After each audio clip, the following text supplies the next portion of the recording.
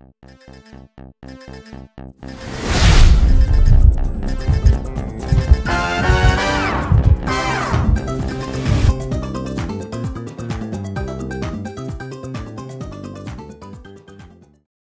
everybody, just wanted to briefly touch on a couple of Tears of the Kingdom theories I've got before today's Nintendo Direct happens, potentially revealing new story details for my most hotly anticipated game since its own immediate predecessor.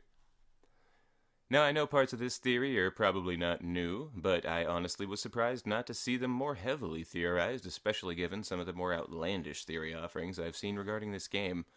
Straight to the point, first of all, this is not our Link from Breath of the Wild. This is not. This is the hero from 10,000 years ago, as depicted in the murals of Breath of the Wild's backstory, as told by Impa. Now, I think the game will start with our original hero from Breath of the Wild as the main playable protagonist, but something is going to happen, right about here. That's going to create a connection between this Link and this Link.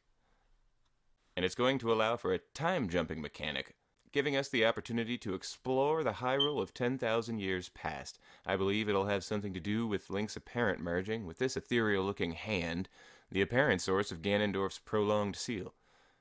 As far as who this hand belongs to, while I don't believe they'll go as far as to name the character, I do think this will somehow be a reference to Fi, or Fi. I call her Fi. Perhaps they'll reference the spirit of the Master Sword, somehow maintaining the seal despite the blade itself being broken. I don't know. It might not name her directly. Regardless, I do think it'll be a pretty obvious reference to the character. Kind of like how the Koroks were pretty clearly a reference to the Kokiri children in Ocarina of Time. Despite the fact that Nintendo didn't actually clarify that until years later. Anyway. It's well documented that Shigeru Miyamoto originally intended for the Legend of Zelda on the Nintendo Entertainment System to be a story spanning ages, with Link traveling between the ancient past and a technologically advanced future setting. Breath of the Wild went back to the basics of the original's style of open-world gameplay, but kept it pretty simple regarding the story details, not going as far as to cover the scope of a time-traveling epic.